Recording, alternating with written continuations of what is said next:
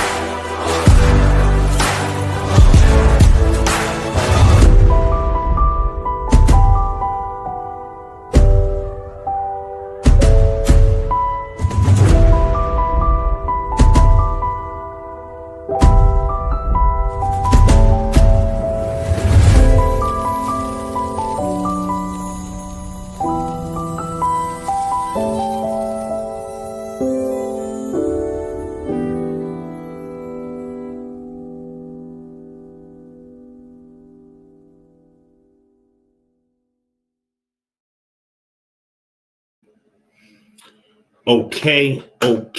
What's going on, family? It's your brother Divine Prospect, Kingdom Harbinger Ministries back in the building. Shabbat Shalom to the Sabbath keepers out there, the Torah keepers, all praise to the Most High Yah. What's going on, family? It's been about, 2 weeks? Happy to see your faces. Been very busy for me past 2 weeks, but I've been grinding as much as I can to make sure we get the content out and, get on live and chat with the family and keep on up on what's going on with everything. So to make sure that everything is rocking out the way it's rocking, hit 1 if the audio and the video is in sync. If the audio and video is clean, hit 1 if the quality is good. Hit 1 if the quality is good. All right. Let me know.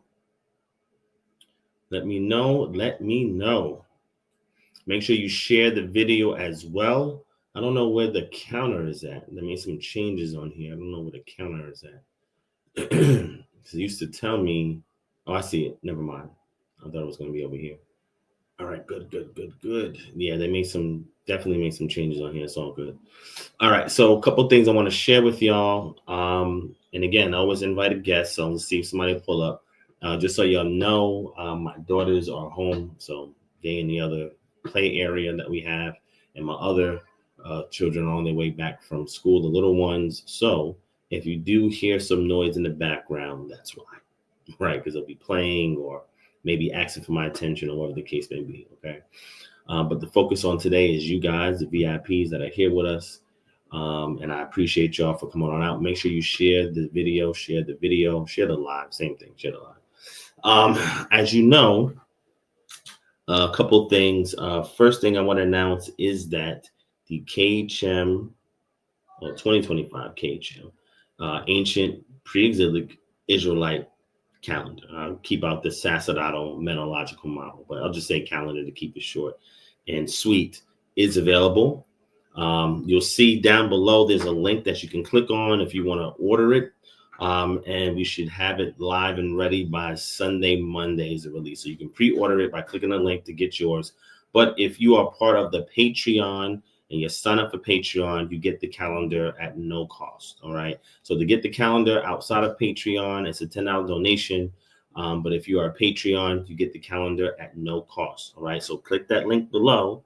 If you're not part of the Patreon and you want to copy the calendar, or you're not a member of KHM and you want a calendar, click that link below. But if you are a member of KHM and you want the calendar, email us at kingdomharbinger@gmail.com.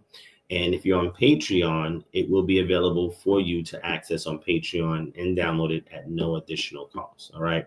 Now, we're also working on physical calendars now that you can customize. So the only thing we'll really do if you buy a physical calendar, which is like a one-time purchase, we're just going to give you the dates, and then you can just arrange them as you will on a physical calendar. Or if you want, we can still offer you the digital calendar. It's totally up to you. Okay. So I wanted to make sure I put that out. So let me show you the cover of it so you can see. So no, everybody's been asking me about this. I completely understand. We didn't do one last year, but this year, we gotta put something out. So, all right. So this is the cover of the calendar. We try to do illustrations on each month.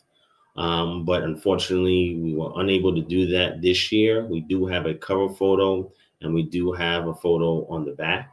So we do have two images. Everything else is going to be the regular calendar fare. Let me just show you some of it real quick. All right, this would be like for month 1, which is coming up. So we got it right in time before month 1, and all the dates and stuff is on here. All right, as usual.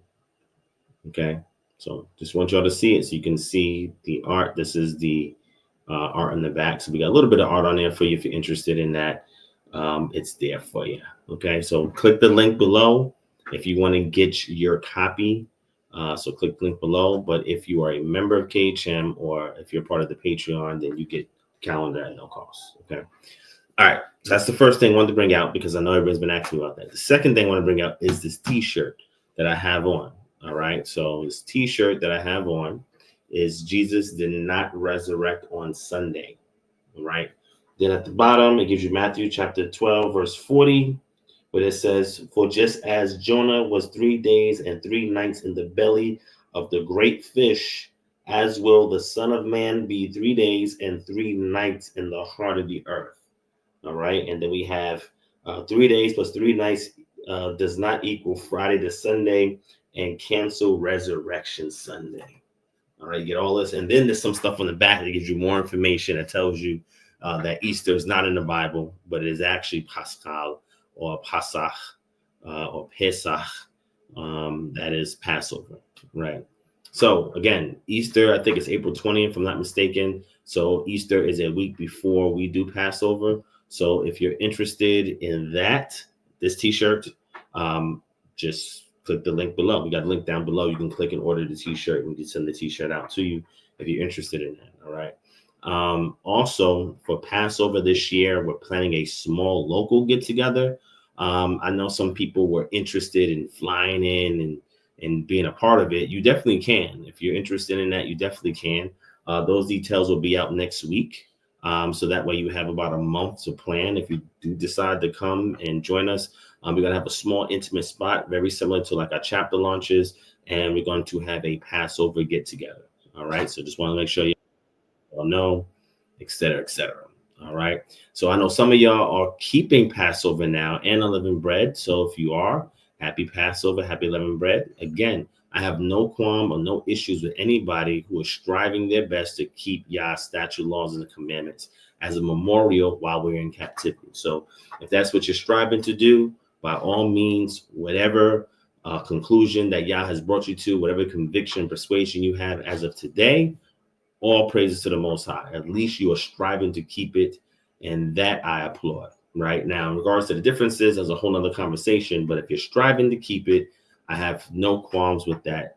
That should be honored. That should be respected. And I honor and respect everybody striving to keep Yah's statute, laws, and commandments. All right. Again, we know we're not in the land yet. He didn't regather us and bring us back into the land yet. And only when that happens will we have whatever calendrical system that he decides that he wants to do at that time, because at that time, the Levitical priest will be restored, right?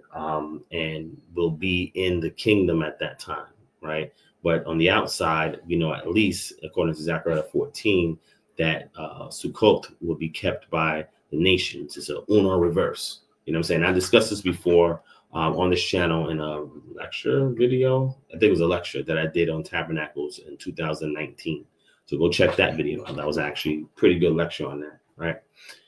Okay, but again, the calendar, t-shirt links are in the description below. If you want to cop yours, get them quick, get them fast. They're only going to be available for the next, well, the t-shirt won't be available for the next 2 weeks, but the calendar will be available until the end of the year, right? Actually, outside of just the calendrical months that we use for the feast days, we actually push it all the way into February of next year. So you can use it as a civil calendar if you want, starting from April to February of next year, right? February, March next year. All right. Because I know some people have asked for that too. So I want to make sure y'all had that as well. All right. All right. So you're hitting one. You're saying everything is Gucci in regards to the video and the audio. That's awesome.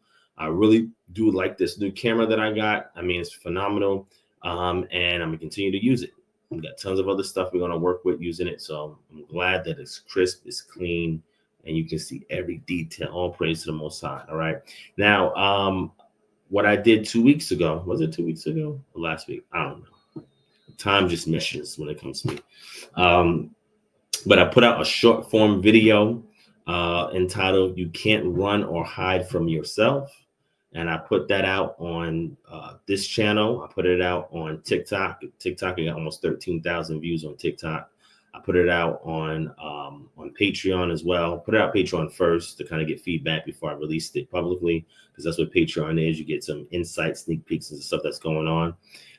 And a lot of people liked it. It was under 5 minutes. And I said, hey, let me do a quick lesson under 5 minutes of edification, encouragement to equip the saints to prepare themselves as they go out into this world and face all these issues. You know what I'm saying? And a lot of times, you know, we want to up and leave when something's going on and run away. And I said, well, you can run away, but you can't run away from yourself. You can't hide from yourself either. So at some point, you got to confront self, because you are the common denominator in all these situations that's going on. You. These situations are designed to test you, to squeeze you, to see what's in you. And when it comes to the surface, if what's in you is not of Yah, you must scrape it off. Scrape the impurities off. The same way that gold is purged through the fire, you also have to be purged by your circumstances. So confront them head on, knowing that Yah is by your side. And if he is for you, who can be against you, right? But you have to be for him, and to come inside of you, pause, fill you up with his ruach, so that way you can reflect him. When you look in the mirror, you should see Yah. You should not see yourself.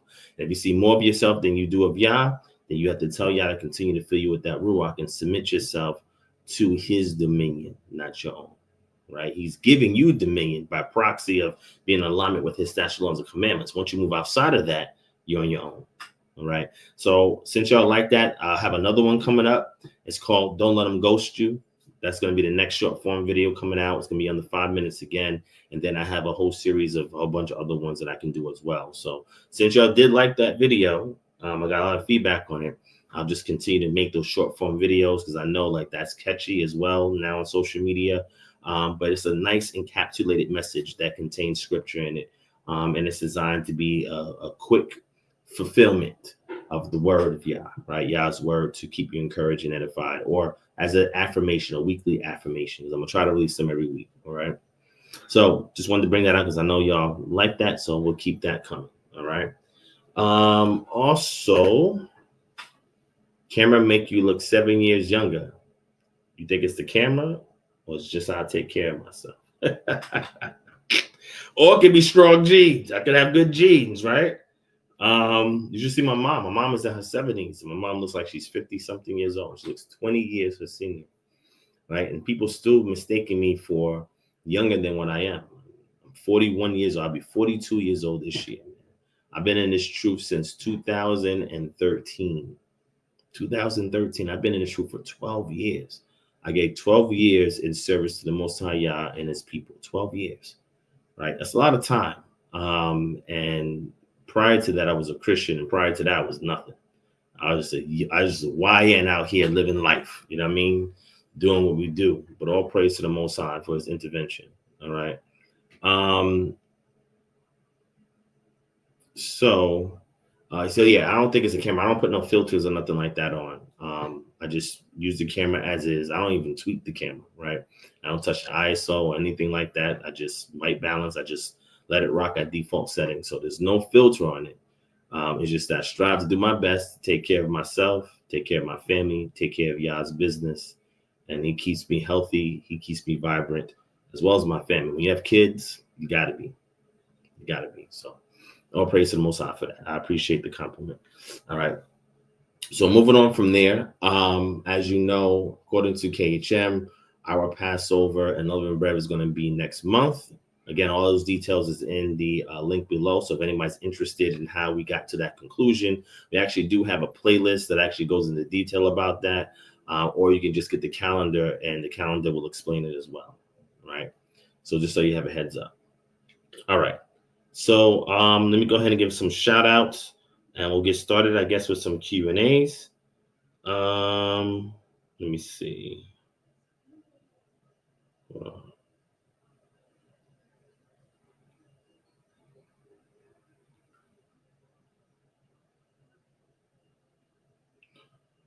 Okay. All right. So let's get a couple of shout outs. So shout out to Shamar. What up? Mr. Wilcox. Unknown L. Let's see. One Servant. Shalom. Get Wise. Shalom. Oh, Get Wise. I think we sent you an email about 2 weeks ago or so in regards to the religious exemption or religious accommodation. If you still need that, I think we're waiting on an email back from you. So let me know. All right. Want to make sure you get it. All right. So let me know. Shout out to Simply Saved. Shalom. Kirubel. Shalom. Apothecary Custom. Shalom. Jadon Israel. Shalom. Ashaya Yasharala. Shalom, sis. Mac 80 Slee. Shalom. Grace K. Shalom. J. Shalom. Who's got 617? Let's get it. Shalom. Wisdom Cottage. Shalom. Let's see. Homesteading for real. Shalom. Hakodesh Management. Shalom. All right. Hakodesh Management. Be on the lookout for trolls. I'm sure they're going to infest this live stream like they always do. The freaks actually come out at night for real. And that's one benefit of doing it during the day. I don't get a lot of crazies jumping on this live like I used to when I used to go live Friday nights. You know what I'm saying? But we actually get a bigger audience late at Friday nights. I guess some people now in transit from work to get home. And so far, I know some people say, I couldn't make it because I was working, or I had to get my kids, or I had to do this after work. So I understand. I'm going to try to accommodate that. I'm trying to alternate where I'll do one Freestyle Friday during the day like this, and the next one I'll do it at night, and vice versa. If that's more accommodating to y'all, all right, just let me know. All right, who else we got? Jaslyn Berry in the building. Shalom, sis. You love Yah. Shalom. TZ. Shalom. Let's see. Feed the Spirit. Shalom. Bayith Chaya. Restored House. Shalom. Random Hall the second. Shalom. And School of Skills. School of Sales. What's the issue, bro? I'll be reading all your comments that you leave in all my videos, and I've been doing so for years. Would you like to join the live and have a conversation? Would you? Yeah, this guy's early. It's saying I've been going early like this since last year, so I'm not sure if you've been following recently or not. But I've been going live for some time, so I don't know. I'm not sure what you're talking about. So before I get into the questions, let me just give you a heads up on the Patreon now. I have part of my PowerPoint presentation that I will be doing, a video, pre-recorded video that I'll be doing for Patreon only. So make sure you sign up for Patreon, www.patreon.com/Divine Prospect. It's the best way you can support this ministry, or you can always give via Square, Cash App, and other means, which you'll see in the description below. But on Patreon, I actually do have a PowerPoint where I'm going to go into Colossians chapter 1, verses 16 to verses 20 and 21, I believe, right? 16 to 21. I'm going to go into that hymn, right? That kenosis, very similar to Philippians chapter 2, verses 5 on. And I'm going to show you that it has nothing to do with the pre-existence of Jesus Christ. It has nothing, absolutely nothing to do with it, right? That is the common notion in Orthodox Christianity, as well as in some pockets of Hebrew Israelism, right? That some individuals believe that Jesus pre-existed, or Yahushua pre-existed, or Yahushua pre-existed. And I'm here to put that to bed. So that's what that PowerPoint that you all see on the Patreon is about. And I'm going to address it, right? Also, I've heard people are saying that Isaac was born of a virgin birth. What? This is some new stuff. Somebody sent the video to me. I looked at it. I'm like, Isaac was born of a virgin birth. What? Yeah, we got to address that. At some point, we got to address that. Let me do this, right? Let me just show y'all the cover of this presentation. And yeah, that when I heard that, I was like, wait, what? Yeah, that was fascinating. Right, so here's the PowerPoint that I've been working on, right? This Colossians teach the pre-existence of Jesus, right? And we're going to go into it. These are some of the slides down here below. The PowerPoint is not finished yet. I still have 8 more slides to add, and then we should be good. But yeah, this is the cover of it. And if you want to preview what's the slides that's already there on the Patreon, it's the last post on the Patreon. You can check it out. I just released it today. All right, so take a look at that. Very exciting times now, because I'm going to be getting into this this series where we're going to deal with this pre-existence stuff. I'm going to address over the course of the series every passage or passages that are used to say, oh, Jesus or Yahushua, Yeshua, or Yahushua, he pre-existed. We're going to address all of that. And in this PowerPoint that you can take a look at on the Patreon, you'll see the first couple of slides. I give you the framework, the ideological framework that is my approach to why I'm dealing with this, why it matters, et cetera, right? So we're going to address with that, right? So Mr. Wilcox, do you, yeah, we still in Atlanta, brother. You believe that that Sarah had a virgin birth? You believe that? If you believe that, brother, I'm more than happy to chat with you. So School of Skills, if I blocked you from the comments, how come we can read your comments, and how come we can read what you're putting in the chat? If you're blocked, then how can we do that? And why would I block you? Why would I block you? Hey, let me do this. I'm gonna share the link. I'm gonna let you jump on. You can jump on and have a conversation with me right now, right? Since you said I blocked you. If somebody blocked you, why are they even mentioning you, number one? And number two, why they give you an opportunity to interact with them? That makes no sense if somebody's blocked, right? You said on the website. What website? We don't have a website. So I have no clue what you're talking about when you said on the website. I can't block you from YouTube. We don't own YouTube. But the link is there. So click on the link and let's join in and have a conversation. Hold on for 1 second.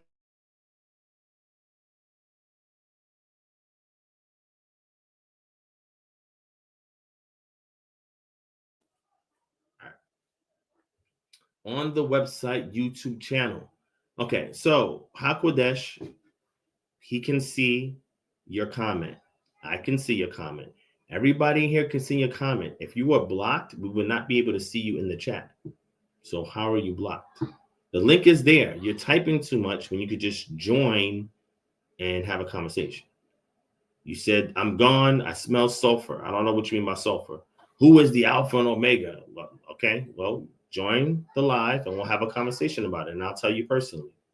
All right, just let me know when you're ready. Just click on the link and let's have a conversation. All right, that's how it's going to work. All right.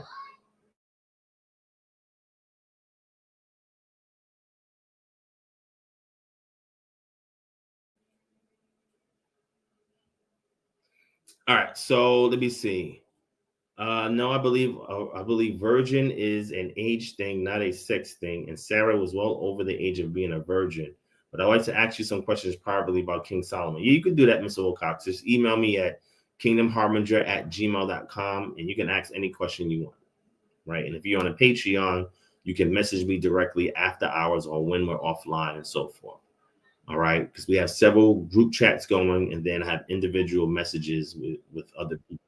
If you want to do that, those are different means you can do so. You can either email us or you can join the Patreon and have direct messaging. All right.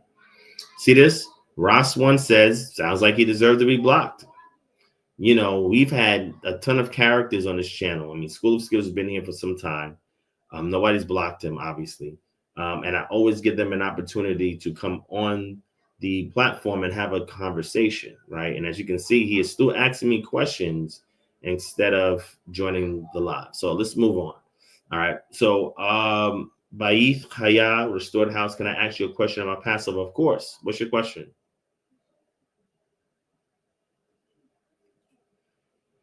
Hey, Devon, some camps don't believe ear piercings aren't a sin. Do you? All right. So when we say sin, I don't see an English specifically that says an ear piercing is sin, right? We do see an awl that's driven through the ear of somebody who decides they want to stay in the household, a Hebrew who wants to stay in the household of another Hebrew instead of on the Jubilee, he's released. And if he wants to stay, an awl is driven through his ear so that he's identified as someone's servant, right? But that doesn't deal specifically with ear piercings or saying that ear piercings is wrong. But according to ancient Israelite tradition and culture, the reason why somebody's ear would be pierced like that is to showcase that there's still a Hebrew who's a servant to another Hebrew.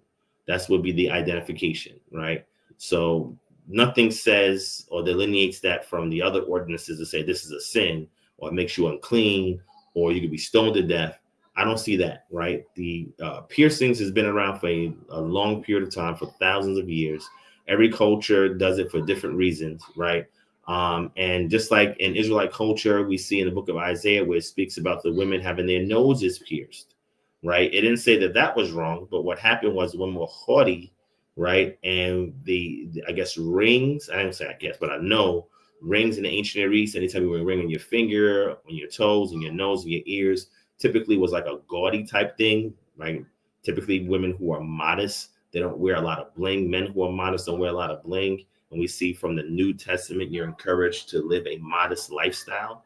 That's why when you see me, I don't wear a lot of jewelry. I can afford to get expensive jewelry, but I don't get it. I live very modestly, right? I try not to live above my means. I'd rather have more money in the bank than on my neck and on my wrist.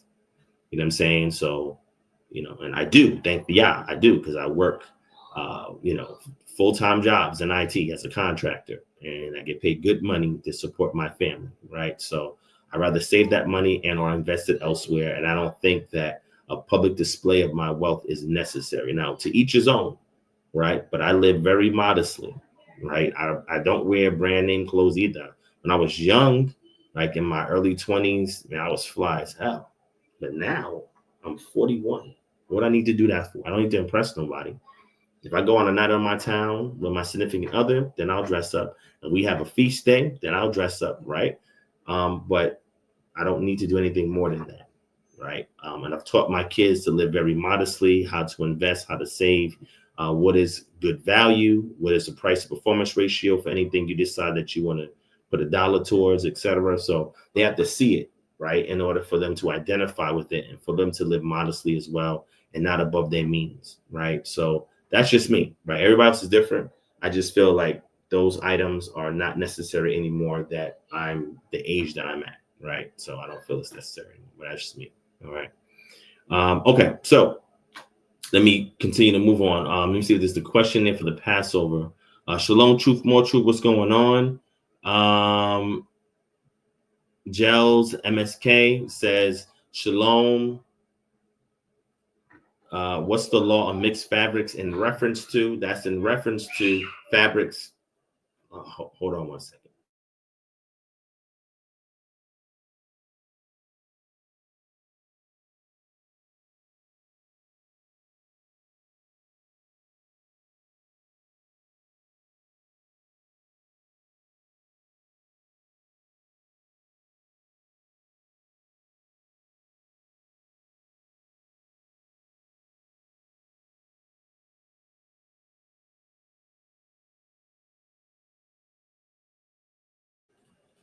All right. My bad. All right. So, in regards to the mixed fabrics reference that we see in scripture, right? We can go ahead and bring it up. All right.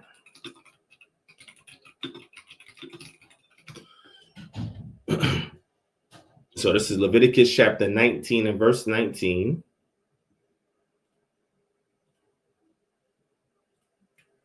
So Leviticus 19 and 19. Oh, let me share the screen. Hold on.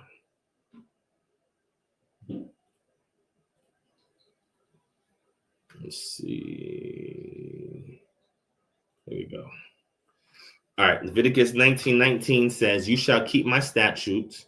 You shall not let your cattle breed with a different kind." Okay. No mixed breed cattle. Why? Because they are of the. So when you take anything, right? And this was the issue. The issue is any kind of illicit unions. We see this starting back in Genesis chapter 6. So this is a nod and reference back to Genesis chapter 6 when it deals with illicit unions. All right. So like the Canaanites that was in the land who were the Nephilim, the sons of the Nephilim were the Anakim, and then you had the Rephaim, the Emim, and all these other groups. They existed as a result of an illicit union. So this idea of not breeding your cattle with a different kind, right, is important because you will create hybrids. And Yah doesn't want any hybrids or the attempt to form a hybrid because that is not natural. And therefore it's not tov, it's ra. Tov is that which is functional. Ra is that which is dysfunctional. Okay. So it says, "You shall not sow your field with two kinds of seed." And this is an agriculturalist understanding that when you sow two different seeds of different kinds into the soil, there will be a struggle for resources in regards to roots, in regards to nutrient density in the soil, in regards to sunlight, because one may grow higher than the other instead of growing together and may overshade the other one. A good example of that is herbs, right? So I like basil, I like parsley, I like mint, but if you see how these things grow, they have a behavior very similar to weeds, right? And it can affect everything else that it grows in next to. So this is a good point of reference. And this is why Yah saying you should not mix these things, because again, things should grow in purity. Things should grow free of interference from something of another kind, right? And the way the environment is that it typically is. It's not in its natural environment, they wouldn't be mixed like that, right? So we have to maintain this idea of cleanliness, this idea of separation as it pertains to things that we have power over. In this case, if you have a garden, if you have a backyard, if you have a farm, these are good points of reference that you should go to, because this is part of the ancient ways that the eyes left down. This is for our benefit, right? It says, "Nor shall you wear a garment of cloth made of two kinds of material," right? So here in the book of Leviticus, This can be an extension to the children of Israel, but is really relegated towards the priesthood, and the priests, the Kohanim, were to wear one kind of garment, right? So they can stay unspotted, unblemished, pure, right? No confusion. And the clothing is a representative of the work that they had to do, right? Being clean, being free of spot, being free of blemish, etc., etc. All right. So again, putting these two fabrics together, we are to refrain from doing so, right? Especially if you, in this case, was a priest and you're going into the temple to do the work on behalf of the Most High, right? Now, there is oral tradition as to why this is the case, but that oral tradition is late. It's post 70 CE, and it's not true to the Iron Age period when this was actually uttered, right? So there's a great article that I shared on the Patreon that you can take a look at that actually goes into detail and more explanation in regards to this. If I find it during the course of this live, I'll share it in the chat. If not, join the Patreon. Everything is there, right? You'll get more information now. All right. All right. Okay, so let me see. Not really like a pony, but like a mule, right? Like a mule or a liger or something along those lines. Those things are unnatural, right? And these were attempts that man was making all the way in the Iron Age up until today. Right now, we have the technology to kind of do these type of hybrids, right? But that was something, especially from other sister cultures, that was a no-no in regards to the Israelite culture. They are to keep themselves set apart. Okay. All right. Let me see. School of skills. I'm not sure why you put all that in the chat. I'm not addressing anything until you click on the link and join the live. All right. When you do that, then we can talk. All right. Should we eat the Passover lamb given we can't follow the ordinances concerning the lamb? Well, you can follow the ordinances concerning the lamb. You ever been to a kosher farm? I'm not sure where you live, but there should be some near you. There are kosher farms. And they rear the lamb up according to Shemot chapter 12 or Exodus chapter 12. Right? So you can get lamb the way that it's designed to get the lamb. Right? You just got to know where to look and where to go. Right? That's number one. Number two, because we are in our captivity, we are simply doing a memorial. Right? So we are not to keep the Passover the same exact way it happened while they were in Egypt. Because we would have to be in the land. No, not even the land. We'd have to be in Egypt. That's the first thing. So even when we look at Passover and unleavened bread being kept in the land, when they first kept it, it was in Egypt. Everything after that was outside of Egypt. Remember, the purpose of killing the blood is put the blood on the doorpost so that the angel of death can skip over you and not kill the firstborn within the household of Israel. That was the purpose of it. There's no need for us to replicate that again, because we're not in those same circumstances. So everything after that, scripture says, is a zikron. So a zikron is a memorial, something you do to commemorate that initial event, right? So there are going to be some changes based on the way you commemorate it as a memorial. So if you cannot get access to a kosher farm or even rear these things yourselves, right? Whatever method in which you can get it is the method in which you can get it. Right? Because again, he's not expecting us to do this to the T if we are not in the land. And the land is defiled now. So it's very difficult for us to do that even in the land. Right? So again, Yah's not going to hold this to you because what you're doing is a memorial. That's important. It's a memorial according to scripture. All right. All right. Let me see what else we got in here. Yeah, he said that until you actually see some historical information saying otherwise. And I use this with Gadol, and I give to him always, and a shout out to Gadol, it's my brother. I give to always when you're dealing with the letter, the Passover letter that we get from the Elephantine Papyri. There was no expectations that they were supposed to make a Hajj into the land and keep Passover there. That was not the understanding. And scholars acknowledge this, that idea of an ecumenical Passover first began with the righteous kings of Israel, Josiah, right? And then while they were in exile and then post-exile. They decided that, we're going to what they call the redactor. The redactor decided that, we're going to put some things in here so the text can say, in the place where I choose to place my name. So it could be historically accurate. But those phrases that you see is from a later Hebrew. That's how we know a redactor was responsible for it. So by the time they got this idea of an ecumenical Passover, it was sometime in the late Persian period, and it was reinforced in the Greco-Roman period. So there's great information written on this. All those books is on the Patreon. They're there. So hopefully that answers your question. But saying that we can't slay it outside the land, what you're doing is a memorial.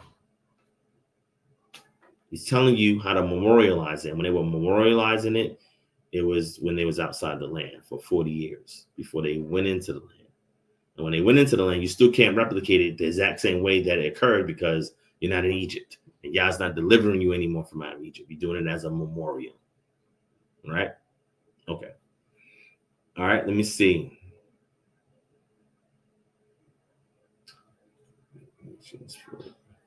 Do you have any recommendation for someone new to keeping the feast days, how to truly keep them? Just asking. Yeah, what's going on, Simply Saved? So, yes, like I said, I have a playlist in regards to the feast days. Let me see if I can grab it real quick. Let me see. And I can share this in the chat. Where is it at? Where's it? Feast days. If I can grab it. Where is it at? Oh, here it is. All right.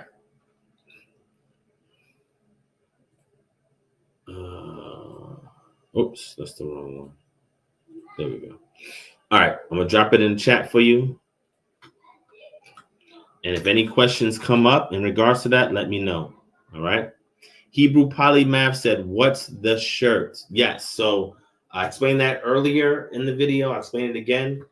This is Jesus did not resurrect on Sunday. And we get Matthew chapter 12, verse 40. Underneath that, we have an equation that says 3 days plus 3 nights does not equal Friday to Sunday. Hashtag cancel resurrection Sunday. And on the back, we go into the fact that there's no word Easter in the Bible, et cetera, et cetera. So if you're interested in getting one of these tees, click the link below. You'll see the link below telling you to click on the follow link for Jesus did not resurrect on Sunday. And you can order you one of the tees in time for Easter Sunday. So you can definitely take those with you to church and to Christian outings around that time. And wear the shirt proudly, right? You don't have to say a word. Just let the shirt witness for you. All right. Okay.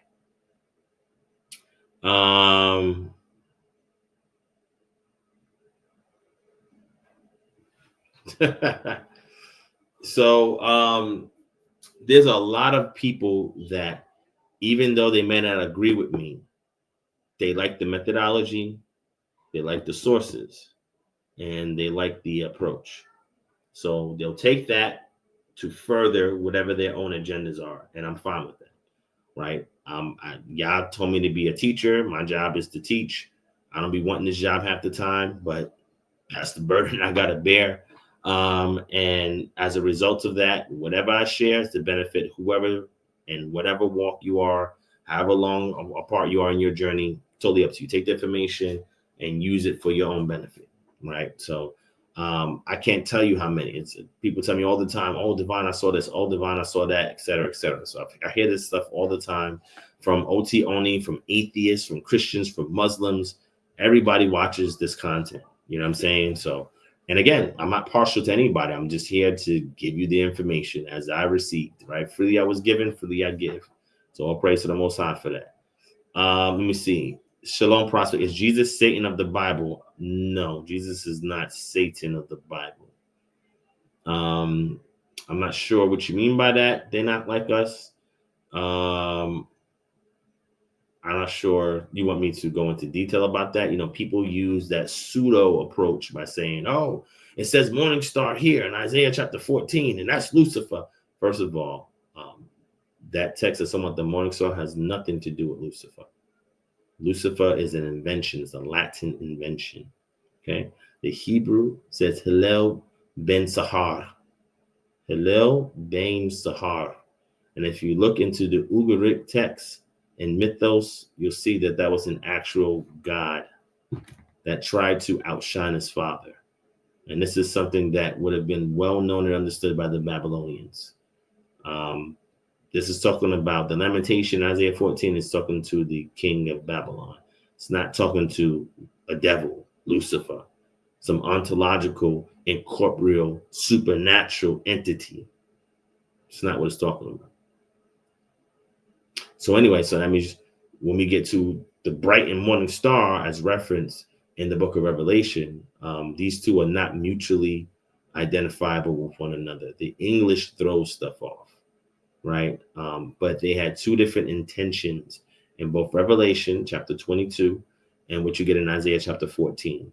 So they are not mutually relative in any way, shape, or form. They have two different contexts referring to two different things. All right.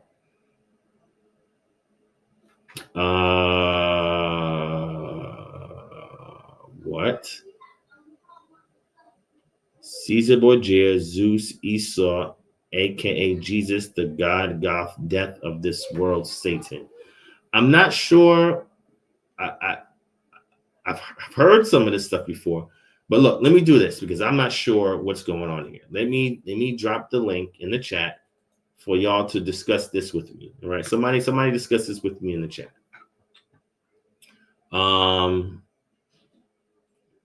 Shalom Divine, do you believe in the 12-child chart? No, I don't. I don't subscribe to the 12-child chart at all. All right. Do you believe Latinos and natives are Israelites? There could be. I deal with everything on a case-by-case basis. If you're interested in that subject matter, there's a great documentary called Despierte Mi Gente, and it goes into detail about that. All right. I co-sign that. And that documentary was made back in 2015. It was made 10 years ago. And I had some input when I was speaking to Brother Awanyasap in regards to that. And I told him, hey, if you want to prove the 12-child chart, try to do it without the Bible. Go into archaeology, go into history, get some primary sources, and see what you can put together to try and make a point or a case for that. And that's exactly what he did. So does it apply to every Latino and every Native? No. Just like does every African American, are they an Israelite? No, that's not the case, right? But cases can be made on a case-by-case basis, right? So I tend to deal with things on a case-by-case basis because that's just the academic in me.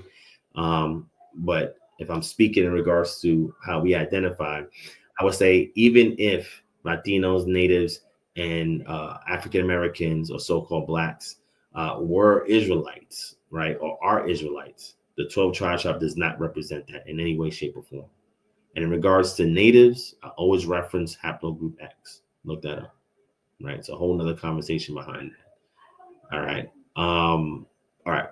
So let's see.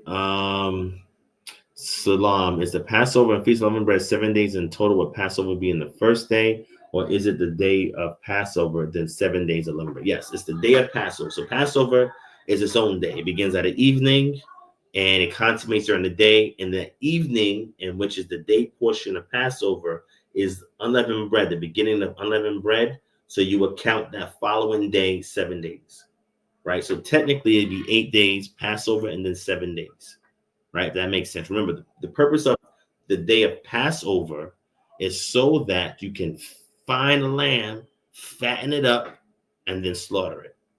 Right, so you do that on the 10th day of the month, first month, and then those 3 days, 3.5 days, you fatten it up, and then you slaughter it on the day of Passover, right? And then you prepare the meal during the twilight hours, and then you eat the Passover meal with the unleavened bread and the bitter herbs that evening, right? And then the following day is your sabbatical, which would be the first day of unleavened bread, and then you count 7 days from that day.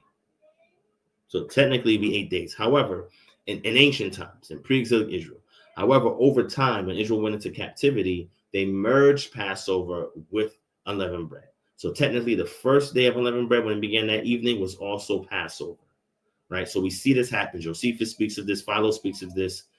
We see this merging take place, right? So I want to make sure that I reference that, right? Gavin says, what's the best Bible software? Logos. Logos is the #1 Bible software for a reason. It's the best Bible software. I use Accordance as well, and both of them are available on the Patreon, but I prefer Logos. I just finished paying $1,800 for the new Logos and the library. $1,800 I paid for that. You know what I'm saying? That's a lot. And that's not even the top tier bundle. Top tier bundle, if you want everything, is like $9,000. Right? I ain't got $9,000 to put into a Bible software just yet. At some point, I'll get all of it. Like Pokemon, got to catch them all. Got to get them all. At some point, I'll have that. But right now, it's not that day. But Logos is the best software you can get. All right. So I see some people in the background here. Hold on. Somebody named Andrew Parks. For some reason, your mic camera is not connected. So I can't add you until Simon Williams. That's what it says. Simon Williams. You have to connect your mic camera. So I don't know if you connect it on your phone or if you connect it on your computer. But when you first try to log in, right, there's going to be a prompt in the URL. That's the place where you put the website in. On the left side is going to be an option for you to allow mic and allow video. All right. If you do that, then it'll allow you to have a conversation. All right. So what do you think of people teaching a sinless walk? I'm all for it. I'm all for a sinless walk. That is an excellent question. You know what? I may do an academic blog on that, but let me break that down really quickly, because that's a great point right there. All right. All praise to the Most High, fear God. I'm just his vessel. Right.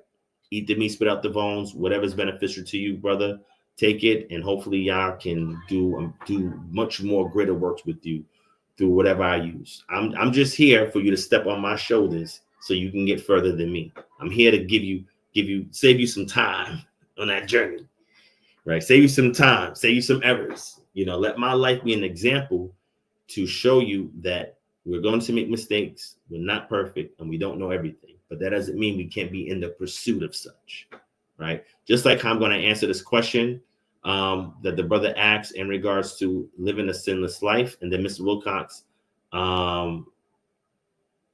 So let me say this. So Mr. Wilcox, there's no scripture that says you can't bling out. The only thing we see is when Yah's talking about the daughters of Zion and how haughty they are. And one of the results of their haughtiness is the jewelry that they adorned was a reflection of their hubris and their haughtiness, right? So some take that to say it's best to live a modest life, so we're not living one of vanity, and we can avoid that haughtiness, right? That is what can be derived from that passage.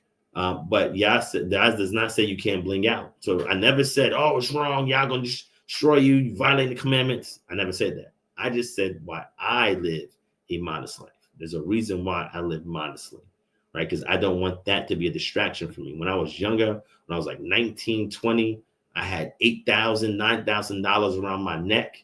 I had $5K on my wrist. You know what I'm saying? Like I was blinged out. I'm talking about blinged out. I wore nothing but designer clothes that ranged from $2,000 to $3,000. You know what I'm saying? And I had a whip. I think I had the 5 Series Benz at that time. I was hustling. I was doing whatever. Like I was getting it, right? That was vanity. That was something that I don't want to relive, a person that I don't want to be anymore. And Yah's moved me away from that. So for me, it's beneficial to be modest and to take that money and put it in something else. Now, if you want silver and gold, then buy silver and gold bullion. That's what I do. I have silver, gold, and platinum bullion. I have enough silver, gold, and platinum. It's worth about $20,000. That's how much I have saved in silver, gold. Not on my neck, but I have it sealed bullion. If you want to get that, let me give you the website. If you want to purchase 99.99% unspotted silver, gold, and platinum, let me give it to you. Here's the website. This is where I got my stuff from. So if you really want to bling out, get you some blocks of silver, blocks of gold, blocks of platinum. All right. Here's the link right here. All right. So let me get into this, right? So this is a discussion that I recently had on Clubhouse. It is possible to live a sinless walk. And I think the problem is people don't understand what the text says about sin. I did a lecture a long time ago. The lecture I did a long time ago was called Are All Sins Created Equal? Right? Go back and watch that. It's a classic, right? I did that about 8 years ago, I believe, right? Are All Sins Created Equal? Back in 2017, I think is when I did that, right? So in there, the point that I was trying to make between that and now is that the scripture says, if Yah's seed is in you, you cannot sin. Let's get that.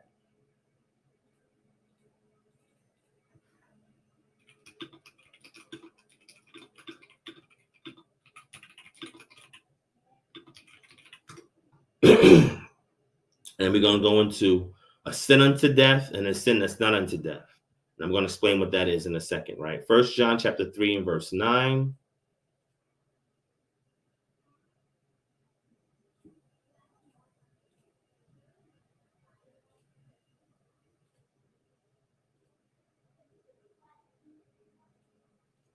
Okay. So 1 John 3 verse 9. Let me zoom in. All right. So it says here, actually, let's start at verse 4. And this is the ESV, right? And ESV has this word practice. And the word is not practice, the word is do, to act, right? But they added practice because it's a theological bias, right? But let me read what it says here. It says, everyone who makes a practice of sinning also practices lawlessness. Why? Because sin is lawlessness, right? So if your actions and your behavior, if you premeditate sin, if you act out to intentionally sin, this is where the problem is at. Verse 5, you know that he appeared in order to take away sins, and in him there is no sin. Verse 6, no one who abides in him keeps on sinning. If you abide in Yah, you don't keep on sinning. So when we look at John chapter 8, which we know is a later interpolation, but it's a great lesson nonetheless. When Yeshua deals with the woman caught in adultery, he says to her, go and sin no more. That means at that time, before you had what people would say is the expression of the spirit, the release of the spirit, right? She had the capability of not sinning. He said, go and sin no more. He actually acknowledged that she sinned. That's another conversation. But he told her, go and sin no more. Why would he say that if it's not possible to stop sinning? Yeshua knew it was possible. He told her, go and sin no more. And as long as she does not sin intentionally, Yah will forgive her. And we're going to get into this intentional sin in a second. This is actually a great point. Let's get into this, right? Then it says, no one who keeps on sinning has either seen him or know him. If you know Yah, your intention is not to sin. Why would you intentionally sin if you know Yah? Why would you set out to devise wickedness? Why would you set out to be disobedient to your father? Why would you make a choice, a conscientious choice, to do the opposite of what he's telling you to do? That means you don't know him. You don't have a relationship with him. Verse 7, little children, let no one deceive you. Whoever practices righteousness is righteous as he is righteous. So, slow down for a second. If you practice righteousness, you're righteous. Yeshua showed you how to do it. If you practice righteousness, well, what's righteousness? Well, it's the opposite of lawlessness. Obedience is righteousness. You're righteous. Christians always say, oh, I'm not righteous. I'm not going to say you're righteous. Text says it right here. Do you practice righteousness? Yes, then you're righteous. Even as he is righteous. Who's the he? Yeshua, Yahushua, Yahushua, right? Then it says, whoever makes a practice of sinning is of the devil, for the devil has been sinning from the beginning. The reason the Son of God appeared was to destroy the works of the devil. So the devil, Diabolos, he was always going against the Father. Reluctantly, he doesn't have power to overthrow the Father, the Most High Yah, but he does buck against. And in order to do so, because he can't directly confront Yah and do it, he deals with his creation, and Yah allows it. And it says here, he's been sinning from the beginning. So this is something that he constantly does. So why are you constantly doing it? and you calling yourself a child of God. No one born of God makes a practice, and worse, practice is not good word. Practice is makes a behavior of sin, makes a lifestyle of sin. Right? The word for practice is really should be do or act. For Yah's seed abides in him. What's the seed? The word of Yah. The more seed of Yah you put in you, pause, more seed you put, the less likelihood of you actually going against him, being disobedient. And he cannot keep on sinning because he has been born of Yah. By this it is evident who are the children of Yah and who are the children of the devil. Whoever does not practice righteousness is not of Yah, nor is the one who does not love his brother. So here's the key thing. How do you know one who is righteous, one who's unrighteous? You know one is righteous when they don't intentionally sin. They don't set out to wicked devices. They don't devise schemes like the book of Proverbs says. They're being obedient to every word of Yah and what Yeshua laid out. They're being obedient. The ones who's doing a complete opposite, they're not of Yah. So is it possible, according to scripture, that if you have Yah's seed, you cannot sin? Yes, that's what the text says. What do you mean? All of us have sinned, right? Yeah, when we talk about phrases that says, no one is righteous, no, not one, that's in your past. See, because of the unrighteousness and filthy rags of your past, Yah has to clean you up. But once he cleans you up, he removes that. Your job is to maintain that line of credit. And I tell us all the time when we do Jubilee May Mission, when we put people through that process to wipe away all of that bad debt that they had, we give them a financial planning itinerary on how to live life. And we say to you, we clean the slate. Your job is to maintain the clean slate. And here's how. So we don't just tell them to do it. We give them the instructions on how they can do it. And as long as they maintain that manual they get from us, they will be unspotted and they will have a clean record. Your account, your righteousness account would be clean. But if you do sin, because nobody says that you will never sin again, the objective is to never sin, but that doesn't mean you commit a sin. If you commit a sin, it's always unintentional. When we go to the book of Leviticus chapter 4, let's go to Leviticus chapter 4. And forgive me, I'm not looking at any of the chat right now. I'm just going into this real quick, okay? So when we have the law of sin offering, the law of sin offering, as we said, verse 1, speak to the people of Israel, saying, if anyone sins unintentionally in any of the Lord's commandments about things not to be done, and does any of them, then it says, if it is the anointed priest who sins, then it says what he has to do. Then it goes and say, if the assembly does it as a group, then if a leader does it, and then if an individual does it. See, these offerings for the sin and guilt offerings only cover you for unintentional sins. Because according to Devarim chapter 6, let's see what Devarim chapter 6 says. And unfortunately, a lot of us have not been exposed to this, right? It says here, verse 4, hear Israel, Yah, our power, Yah's one, Echad. You shall love Yah with your power, with all your heart, with all your soul, with all your might. And these words that I command you today shall be on your heart. You shall what? Teach them diligently to your children. My parents ain't teach me these statutes, laws, and commandments. They ain't teach it to me diligently.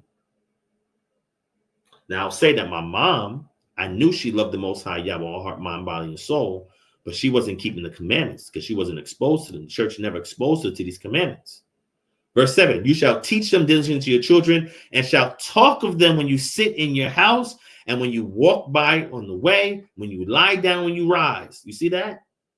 That means the statute, laws, and commandments should be in your lifestyle and it should be in your mouth. You should be speaking it. You should be living it.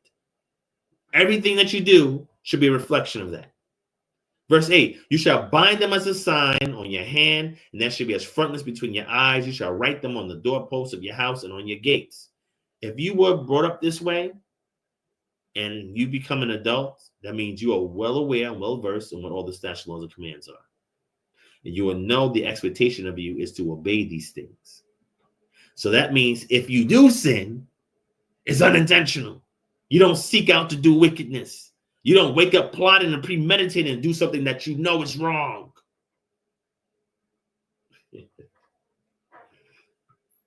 because the sin and guilt offering is only for those who commit unintentional sins. Let's go back for a second. Let's go back. Right? Let's go to the next sheet. Right? If anyone sins in that he hears a public adjuration to testify, and though he is a witness, whether he has been seen or come to know the matter, yet does not speak, he shall bear his iniquity. Then it goes into detail more and more and more in regards to it. Then it goes to the guilt offering. If anyone commits a breach of faith and sins unintentionally, if anyone sins doing any of the things that by the Lord's commandments ought not to be done, though he did not know it, then realizes his guilt, he shall bear his iniquity. So that's the issue. When you do it unintentionally, and I'm going to tell you now, myself as an example, am I spotless and free? Do I stop sinning forever now going forward? No, I have sinned. But any sins I committed were unintentional. What we call sins not unto death. And there are sins unto death. See, when you understand that, because all sins are the same. You know, that person in jail is a murderer, but all I did was lie over here, and all I did was cheat, all I did was do this. They say it's all the same thing. No, it's not all the same thing. Sorry. In the New Testament, it says that there's a sin unto death and a sin not unto death. Well, what are the sins that are unto death? The sins that are unto death is something that Yah has to work on somebody to change from if they choose to change. He tells you don't pray for them. But the sins that are not unto death, pray for them, encourage them, moving forward. Well, what's the difference? The difference is, according to the law, the sins unto death are anything that was a capital offense that required capital punishment. The sins that are not unto death are sins that are done unintentionally. So you have some that are done premeditated, that go against the grain, and that's dysfunctional. And you got the things that are done unintentionally, that you can be restored and recover from. But the sins that you do that's intentional, right? And the person is sinning unintentionally and it's unto death, then that person you has to deal with, or it's going to be like, so let's get into that. Let's get into that.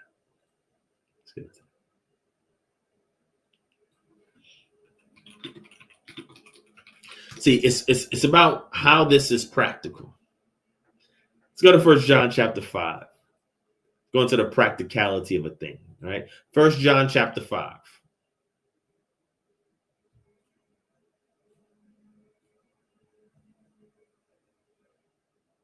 Let's deal with this. Verse 16. If anyone sees his brother committing a sin not leading to death, he shall ask, and Yah will give him life. To those who commit sins that do not lead to death, there is sin that leads to death. I do not say that one should pray for that. All wrongdoing is sin, but there is sin that does not lead to death. Verse 18. We know that everyone who has been born of Yah does not keep on sinning, but he who was born of Yah protects him, and the evil one does not touch you. So people who are led away to sin, and they sin premeditatedly, they sin intentionally, and they continue to live a lifestyle of sin, we know that the evil one has him. But the one who refuses to intentionally sin, who is preserved by the word of Yah, and allows their heart to be a vessel and a nurturing ground, a nursery for the seed of Yah to set it to seed itself in and to grow and sprout, it says Yah protects him. And we need Yah's protection. So anybody who does a sin unto death, Yah has to deal with them on that. If you want to know what those sins unto death is, that sin unto death is going to be any capital offense that required capital punishment. When those things are done, and when you see what the text says, those are typically premeditated, intentional sins. Grave sins that they knew not to do. And it's injurious to the community.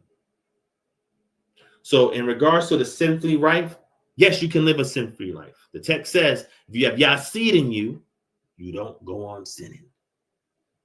But then we have to know the context. That's why you got to get to chapter 5, and it tells you there's two different types of sins. Then you got to delineate what those two types of sins are and understand what that is, so you know where you're at. This is practical knowledge. Okay. All right. let me transition from that, because I know there's other people that are asking questions, right? All right.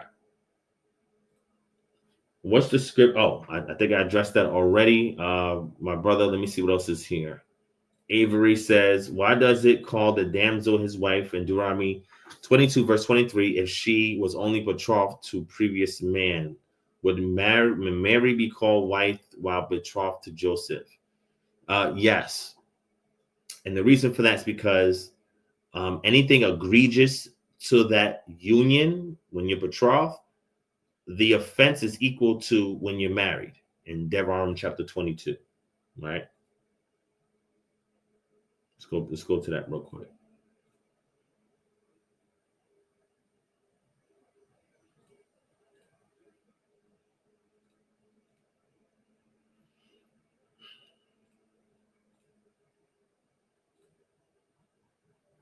Okay, you said 22 and 23.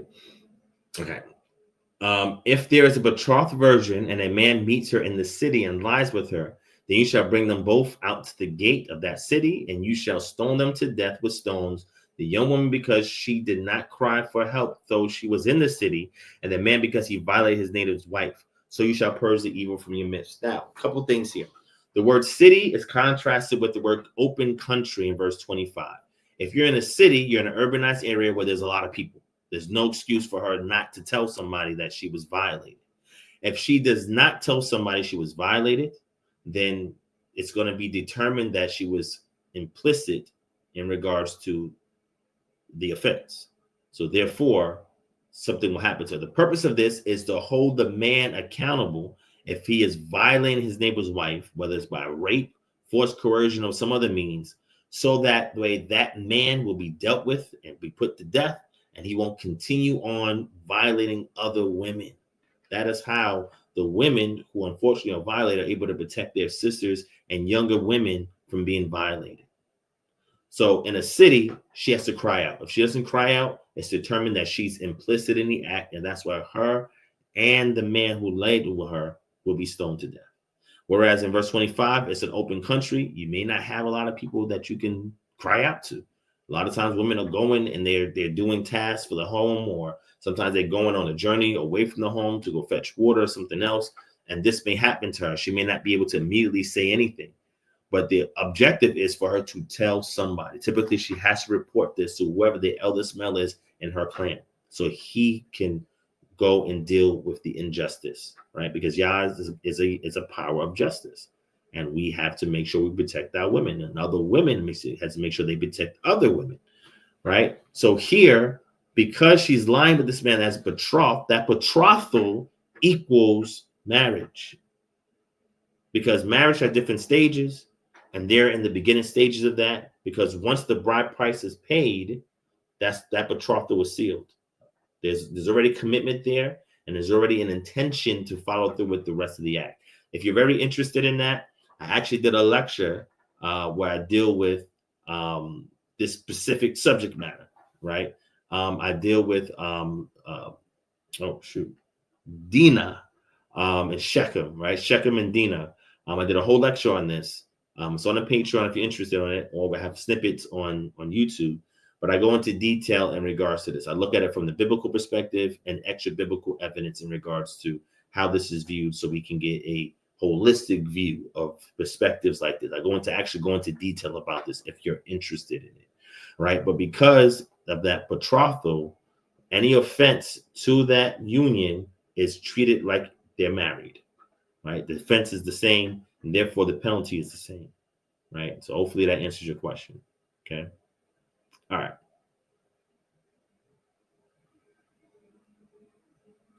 Why is the devil allowed to do that? To bring about Yah's will, to give man an opportunity to choose, et cetera, et cetera. It could be a long list of ethical and moral responses to that, but it could be any of those things. The text is not explicit about that, but it's something that is something that's derived from the text itself as a whole, right? Things that are implied, that is not fully explicit for us to understand the will of Yah and why there's an adversary there. right? But adversaries are in every cultural paradigm. There's an adversary, right? So it's nothing new. It's just the way things are, right? And it's not unique to scripture. All right. All right. Let me see. Ask for edification. Speaking of a sinless walk, if someone has a longtime partner but is not binding or married, are they in sin? Or what is your take on premarital intercourse? Okay. Wow, you're asking some heavy questions. All right, so let me address this, Jamal. Thank you for the question, Jamal McNeil, right? All right, so in regards to this, shout out to Joseph Grin in the building. I see you, Aaron Yeshurun, Shalom King. I see you in the building. Is that you, Aaron, that's in, it's on stage in the back? I don't know if it's you. Let me know if that's you, brother.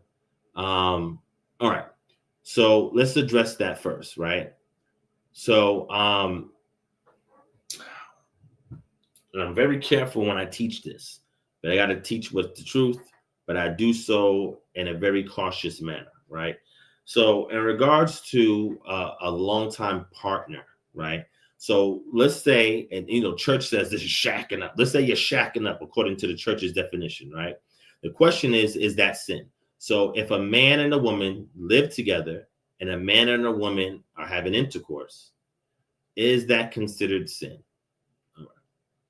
So I'm gonna give you the answer to that, right?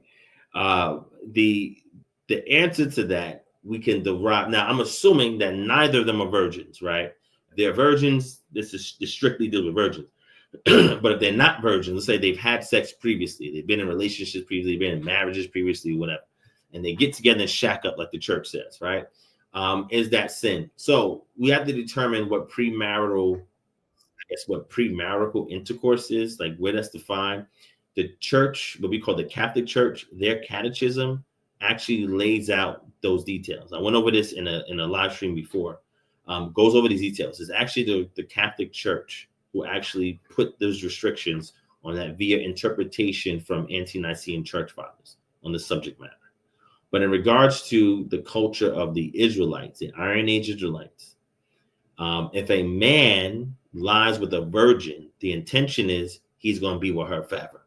That's the intention. If you lie down, the intention is you're going to pay the father a bride price and you're going to take her to be your wife. If you're running game out there and you seduce a virgin and she lies with you, that's your wife. Now, does that mean that just the sex alone was enough? Nope. You got to pay the bride price and you got to go through the rest of the process. It has to be publicly known to the community that's your wife. This is why grown men need to teach younger men, be careful who you lay with, because according to our culture, if you lay with a woman and she's a virgin, you have to take her to be your wife. Now, the father can object to that according to the Shemot perspective on this, right? He can intervene and say, nope, you're not going to be with my daughter, but you still got to pay the bride price. But that's the intention. Now, when people are grown and not young, they're grown, they've been around the way, right? And they're shacking up together and they're having sex. Is that considered fornication? That's the word, fornication. Porneo is the word for where we get fornication from. It's where we get the word porn from. Porneo is the selling off of purity. So it would typically be related to like the temple prostitutes, male and female prostitutes at these temples that will sell off what's sacred, meaning that the ability or the capability to provide intercourse for a lifelong partner, you're now giving that outside of that. You're selling that off, right? That's literally the word means. Porneo means to sell off purity. When you're selling off purity, that is fornication. That's the technical definition. If a man and a woman shack up and they're together, now, this is very technical because you have common law marriages that are still in certain provinces, certain states, and in certain countries, right? Common law marriages, if you live with somebody for 7 or more years and y'all are living as if you're married, you're seen as being married according to the state, and benefits are given to either partner in the event that something happens to the other partner, right? So common law marriage is something that is still applicable, but is not as widespread as it once was in this country. But other countries have common law marriage. So the intention is a declaration to the community that you and that person are together. If that is a declaration, you will be seen as married. All right. And you will be encouraged to go through the rest of the process. If you decide you don't want to do that, then what's going to happen is in ancient times, they will bring you, the man and the woman, before the elders, the judges, and the officers, so they can rule on that case and say, okay, what should we do with them? Right? They don't want to declare to the community that they're married. So that means if this woman leaves from under his care and she goes lives with another man, who is accountable for that? Right? Because if she's your wife, then other men should know, so that way they don't lay with her.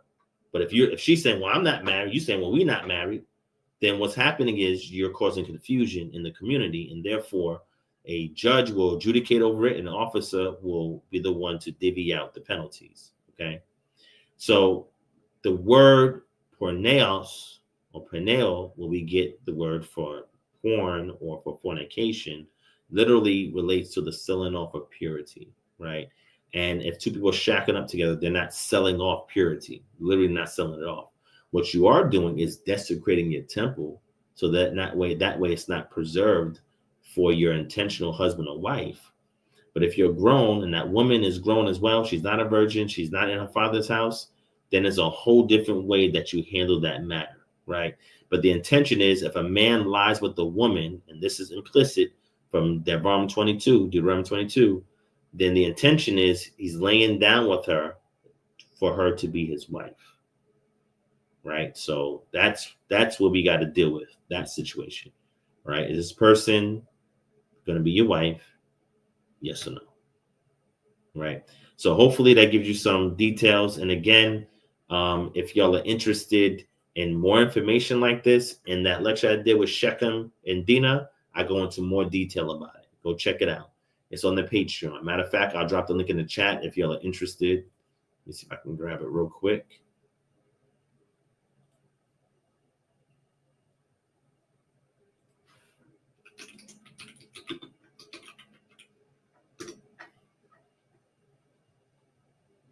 Okay, I'm gonna share the link from that lecture, and it goes into detail about Deuteronomy 22 and everything else. Okay.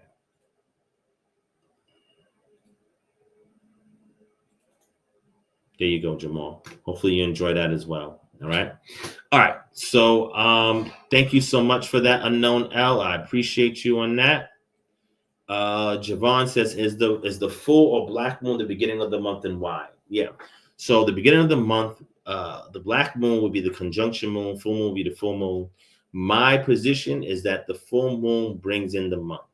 All right. And you're going to say, well, why?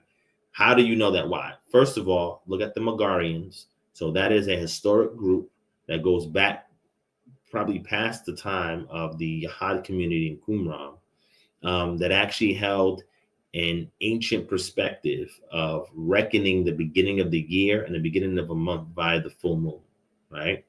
That's number one. Number two, when we go into scripture, we see that the moon was waxing to fullness right before they left out of Egypt.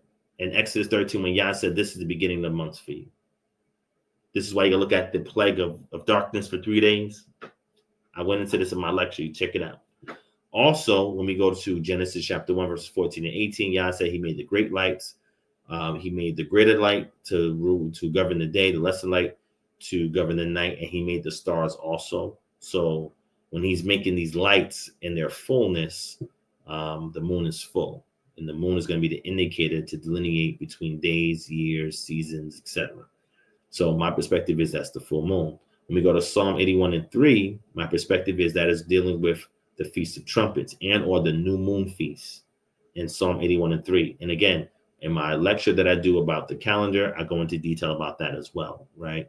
I think I even did a breakdown on here last year in regards to Psalm 81:3, why I say that that's the new moon feast and or that is the fall feast, or what we call the Teruah trumpet, Feast of Trumpets, that brings that in.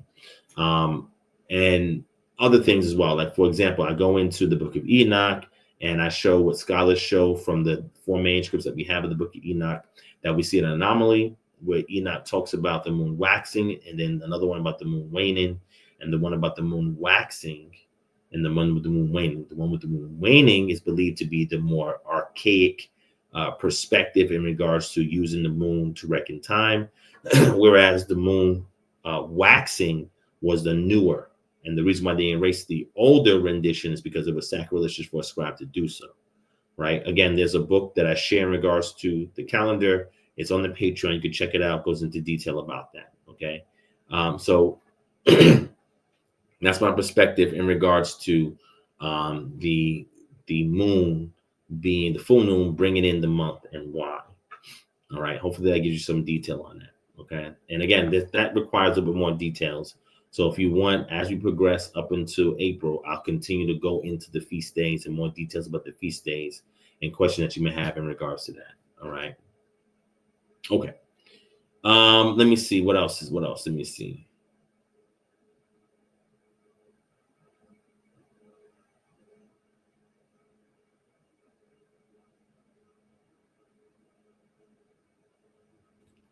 Okay. That's a great question. And I've dealt with this ad infinitum, right? So in Matthew chapter 1, verse 24, took unto him his wife. Now, if that's being read in Aramaic or Hebrew, the implication is sex, right? We know that because a very similar phrase is used, and that is in the book of Genesis. Let me pull it up here in Genesis, right?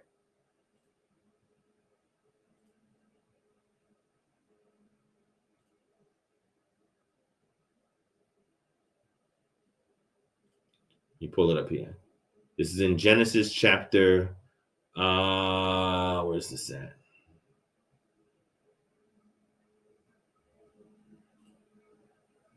All right, Genesis chapter 24 and verse,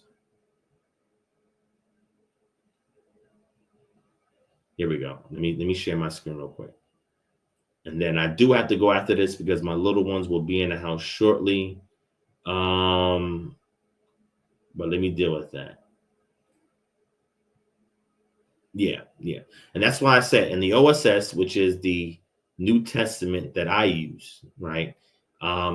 There's no virgin birth. Right? There's no virgin birth in that one. That's so much.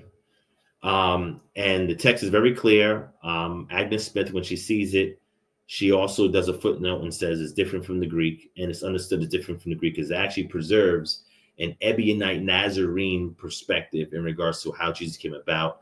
And we can corroborate that with early patristic sources that say that Jesus came about through the union between Mary and Joseph.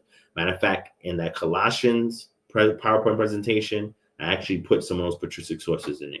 You can check it out yourself, right? So in OSS, which preserves some of those early Ebionite Nazarene people of the way perspectives that is corroborated by patristic sources, and the belief is that Jesus did not pre-exist, and the majority of the belief is that Jesus came about through the union between Joseph and Mary, with a minority view being that he came from a virgin birth, right? But the reason why you see qualification for that phrase. Now, this is the argument that I make for brevio lectio, right, which is the brief rendering. Whatever is the shortest rendering is typically in the realm of textual criticism to be the earliest rendering.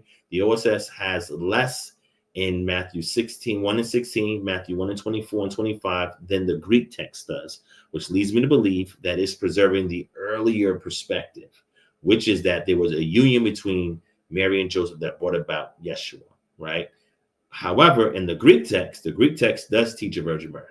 You can't get around it. Like when you learn the Greek, you see that they definitely put the agency of begetting. They take Joseph out and they make Mary the beginning of Jesus. It's just there in both Matthew and Luke. However, in the OSS, there's a different story. In the OSS, though, I'm gonna show you this phrase real quick in question, and then we'll jump up out of here. Let me share this screen real quick, and we can close out. Let's go to Genesis 24, and I'm gonna show this to you, right? Verse 62. Now Isaac had returned from Be'er Lahai and was dwelling in the Negev. And Isaac went out to meditate in the field towards evening, and he lifted up his eyes and saw, and behold, there were camels coming. And Rebekah lifted up her eyes, and when she saw Isaac, she dismounted from the camel and said to the servant, "Who is that man walking in the field to meet us?" The servant said, "It is my master." So she took her veil and covered herself. So typically what women would do, and you know, the marriage ceremony, right, where you see women has a veil on them, and then right before they kiss, she takes the veil off and she kisses him, right? Well, typically what women would do, they would put a veil on, right, cover themselves, and that would be part of the ceremony of the rites of passage for marriage, that she is going into this blindly, right, almost literally blind, and trusting the man that she's putting her life into the hands of, right? And as you can see here in verse 66, and the servant told Isaac all the things that he had done. Watch verse 67. Then Isaac brought her into the tent of Sarah, his mother, and took Rebekah, and she became his wife, and he loved her. So when you go to Matthew chapter 1 in the Greek, Matthew chapter 1 understands this, right? If this was written to Aramaic, native Aramaic speakers who knew some Greek, their mind will refer back to the Hebrew text that they're learning in the synagogue, right? And then when they see it in Matthew chapter 1 and verse 24 says, when Joseph woke from sleep, he did as the angel of the Lord had commanded him. He took his wife. And they say, well, wait a second, wait, we got to add some more information. And it says, but knew her not until she had given birth to a son. Because when you see this phrase, he took his wife, it indicates sex, as you can see in Genesis chapter 24. This is why they had to add a qualifier. Again, giving more information, interpolating or adding more information than we get from other texts of the New Testament. Let me show you this last one real quick. We're going to close out, right? This is from the OSS.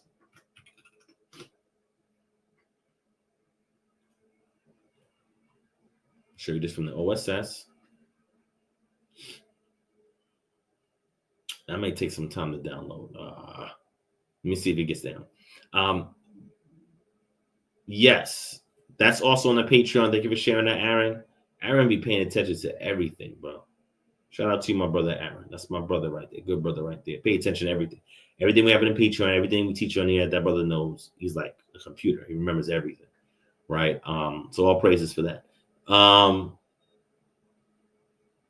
So in ancient Hebrew, the word month, which is Chodesh, and new moon, what were you using for new moon?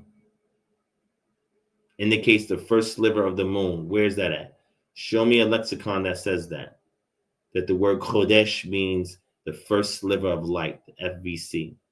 Show that to me, Ian. When you get a chance, drop that in the chat. Let me take a look at that, okay? Let me see if this downloaded real quick so we can wrap up. Let's see. Yes, okay, I got it. All right, so let me open this up. Let me go to Matthew. Matthew 1. There we go. All right, let me zoom in. Okay, let's move this over. And let me show you what it says.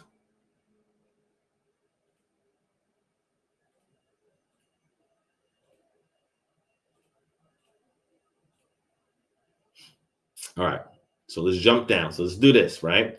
The first thing is we're going to go here, verse 16, right? It says, Jacob begat Joseph, Joseph to whom was a spouse married a virgin, who begat Jesus, who was called Christ. Who begat Jesus? Not Mary like we see in the Greek, but here in the Aramaic, or what we call a middle dialect of Aramaic, which is the Syriac. It's saying that Joseph begat Jesus, who was called the Christ. The only way he could begat Jesus is if he did it the same way his forefathers did, which was through intercourse. When we jump down here, and it says, now when Joseph arose from his sleep, he did as the angel had commanded him and took his wife. And it stops right there, right? But look at this. And in the Greek text, Matthew 1 says, when Joseph woke from his sleep, he did as the angel of the Lord commanded him. He took his wife, but knew her not until she had given birth to a son, and called his name Jesus. See, It has all this qualifying information. Why is it trying so hard to do all of that? But here, it doesn't have all of that qualify. And it says, and she bore to him a son, and he called his name Jesus.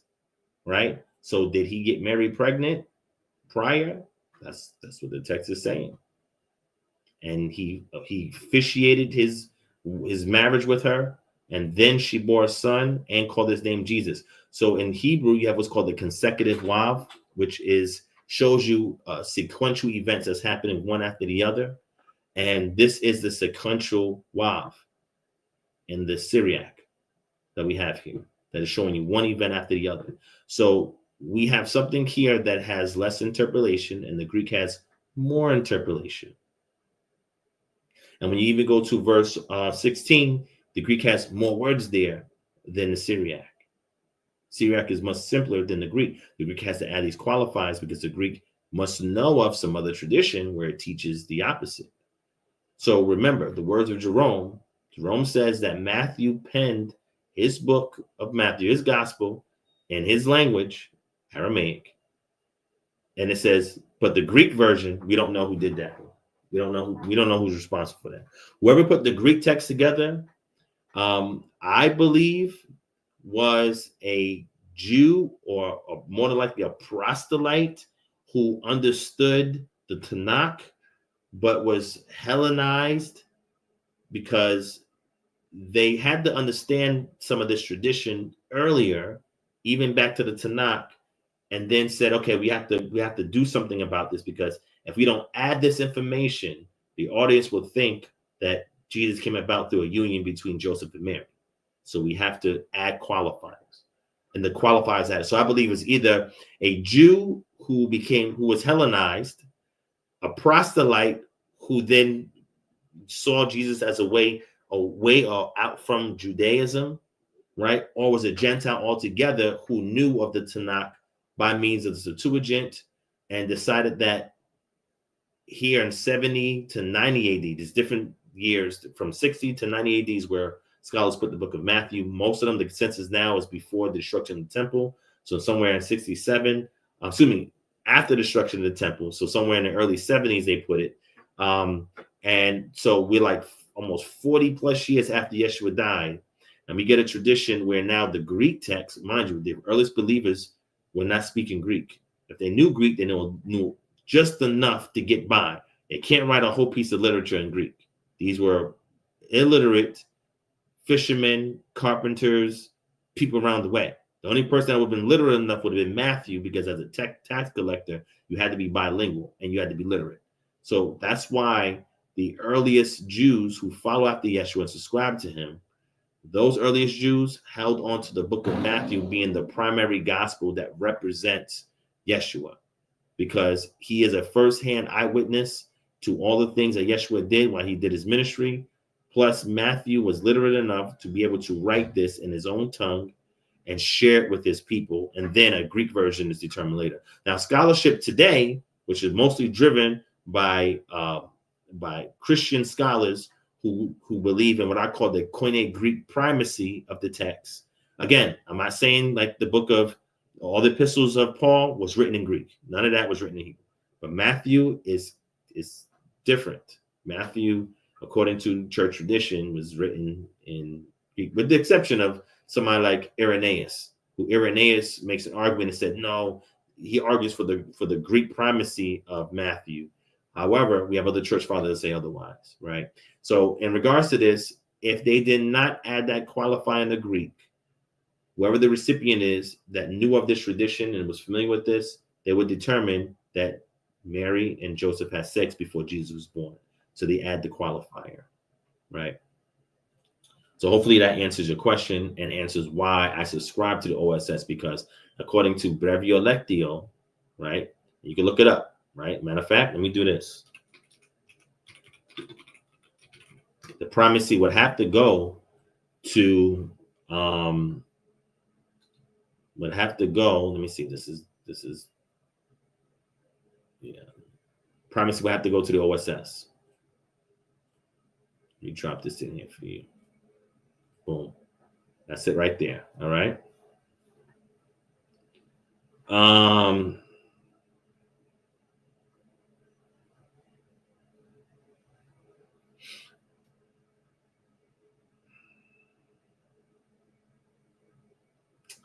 So KTS 2K20, I dropped it there. Also, if you go to the Patreon, there's books on textual criticism. It goes into detail about that as well. Yeah, y'all asking some great questions. So let's reserve this for the next live because I definitely want to address all these questions that's going in here. E, thank you for the feedback, E. I really do want to address everything you said. And Brandon Blackwell, I definitely want to address everything you said. And hopefully next time I can get somebody to come on the channel and we can have a live discussion about this because that's the best way for most people who watch this channel to learn, right? And for me to also show people, right, two positions without drawing a straw man on my part or somebody drawing a straw man on their part, but allowing my opponent to lay out their perspective and for me to lay out mine and to address only what was laid out, right? Nothing that we want to associate with that position, but specifically what that person lays out. So thank you for sharing that. I appreciate that. Again, I will definitely take that into account the next time we go live. Please join us. If you're not already subscribed to the channel. Hit that bell notification, set it to all next to subscribe so you can get all the notifications when we go live. And I'm going to try to go live again before next Friday. So I want to put in some additional time so we continue to address this. Probably Monday, I'll probably go live. So we continue to address this calendar situation.